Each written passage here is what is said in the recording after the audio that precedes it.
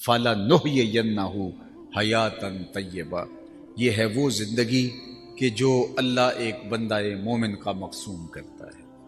لوگوں نے سمجھا کہ اس کا وجود ہی مٹ گیا ہے، اس کے اجزاء بکھر گئے ہیں، اب اس کا نشان نہیں بچا، لیکن جو اپنی زندگی میں سفر ارتقاء پہ گامزن رہتے ہیں تو وہ کبھی مرا نہیں کرتے۔ ربعی بن حراش ساری زندگی ہنسے نہیں، فرماتے تھے کیا خبر میرا انجام کیا ہو۔ جلیل القدر تابعی ہیں، امام سیوطی نے لکھا، الروض الانف کے اندر امام سہیلی نے لکھا، حضرت قاضی ایاز مالکی اندلسی علیہ رحمہ نے شفا میں لکھا، اور اسی کو ابو نعیم الاصفہانی علیہ رحمہ جو 4 صدی کے مجدد بھی ہیں اور محدث بھی، انہوں نے بھی حلیہ میں لکھا کہ وہ ساری زندگی نہیں مسکرائے۔ وہ فرماتے تھے کیا خبر میرا انجام کیا ہوگا۔ خیر موت تو آنی تھی۔ ایک دن جب پیغام اجل آیا اور وہ آغوش موت میں اتر گئے تو ان کے بھائی کا نام تھا ربیع بن حراش، تو وہ غسال کو بلا لایا، کہا میرے بھائی کا انتقال ہو گیا ہے تو تم اسے ذرا غسل دو۔ تو غسال جب غسل دینے کے لیے داخل ہوا تو فوراً باہر پلٹ آیا، کہا اتنی جلدی؟ کہا یار تیرا بھائی بڑا عجیب ہے۔ کہا کیا ہوا؟ کہا نحنو نغتسلہ وہو یتبسم، ہم اسے غسل دیتے ہیں وہ آگے سے مسکراتا ہے۔ اللہ اکبر، نشان مرد مومن بات گوئم، چوں مرگ آئے تبسم بر لب اوست۔ اقبال نے کہا آ تجھے اللہ کے بندے کی نشانی بتاؤں، جب موت آتی ہے تو اس کے چہرے پہ مسکراہٹ ہوتی ہے۔ اللہ اکبر، چونکہ اس نے کامیاب زندگی گزاری ہے اور یہ لمحہ اس کے لیے خوشخبری ہے۔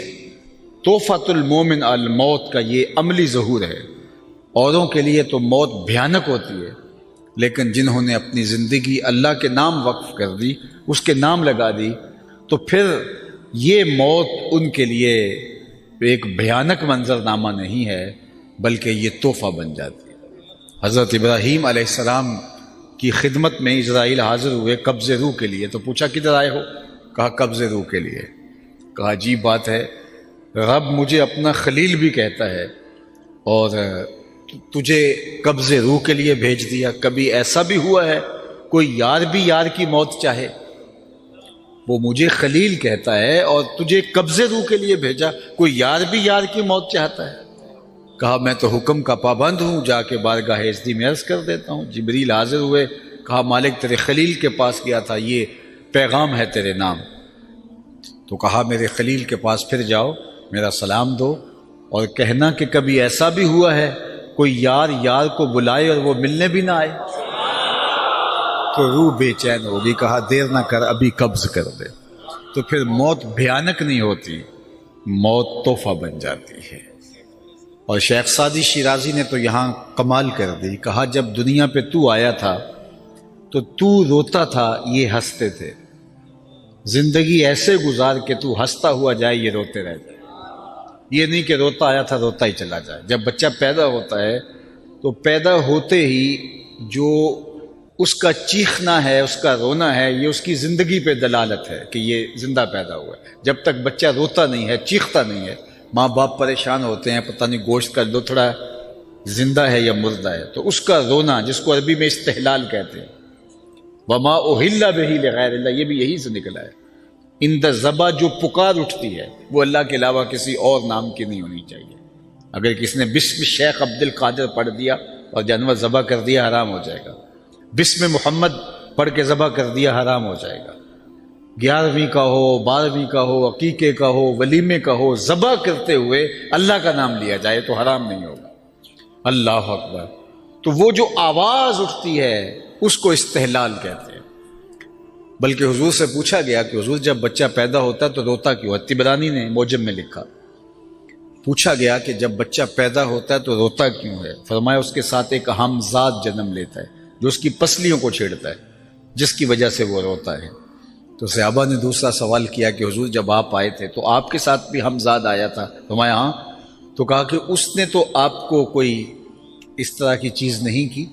تو فرمایا اس نے کیا چھیڑنا تھا، اس کی نظر میرے چہرے پہ پڑ گئی تھی۔ فلما رآنی اسلم، جب اس نے مجھے دیکھا اس کے لبوں پہ کلمہ جاری ہو گیا۔ جواہر البہار،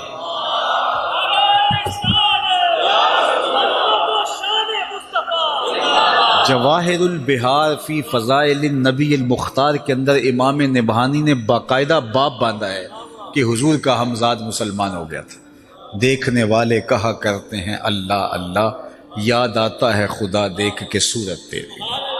اللہ نے حضور کا جمال ایسا بنایا تھا جو دیکھتا وہ پکار اٹھتا کہ یہ اللہ کے رسول ہی ہو سکتے ہیں۔ کہا اس نے کیا چھیڑنا تھا مجھے، فلما رآنی اسلم، جب اس کی نظر میرے جمال نور پہ پڑی تو اس کے لبوں پہ کلمہ جاری ہو گیا۔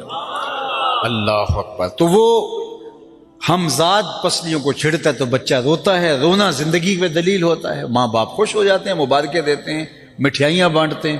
شیخ بولے جب تو آیا تھا تو روتا تھا اور یہ ہنستے تھے، ایسے زندگی گزارنی ہے کہ تو ہنستا ہوا جائے اور یہ روتے رہ جائے۔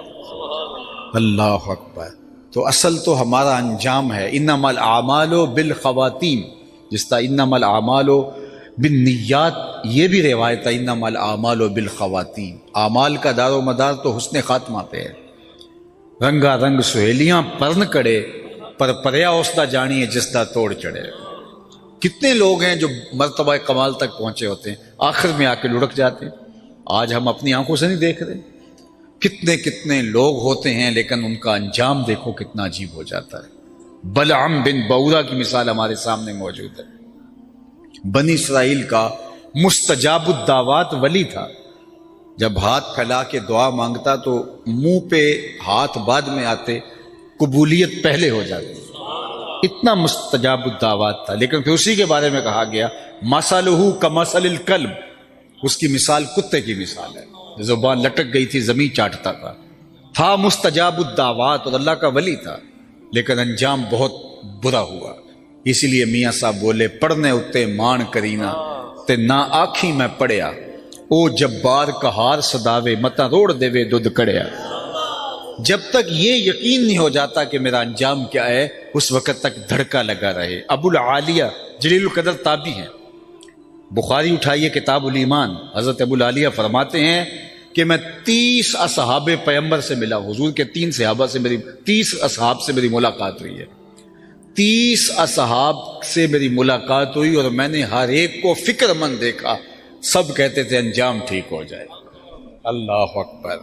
آج تو ہم سمجھتے ہیں ہم بخشے ہی ہوئے ہیں، لیکن وہ جنہوں نے حضور کو دیکھا، حضور کی صحبت میں رہے، اللہ اکبر، وہ بھی ڈرتے تھے۔ جن کو حضور نے کہا بشارت دی جنت کی، وہ بھی اینٹ اٹھاتے ہیں اور پھر نیچے رکھتے ہیں، تو کہتے ہیں کاش کہ میں اینٹ ہی ہوتا۔ چڑیا کو بیٹھے دیکھتے ہیں حضرت ابوبکر رضی اللہ تعالیٰ عنہ، وہ ایک شاخ سے دوسری شاخ پہ جاتی ہے تو کہتے ہیں واہ چڑیا کہ کیا موج ہے، ایک شاخ سے دوسری شاخ پہ چلی جاتی ہے اور تیرا حساب بھی نہیں ہوگا، پھنسے تو ہم ہیں جن کا حساب ہوگا۔ ہمارے پلے کوئی عمل نہیں اور ہم سمجھتے ہیں جنت کے ٹھیکیدار ہم ہیں۔ تو کہتے ہیں 30 اصحاب سے ملا ہوں، 30، ہر ایک کو میں نے ڈاڈا فکر مند پایا ہے اپنے انجام کے حوالے سے۔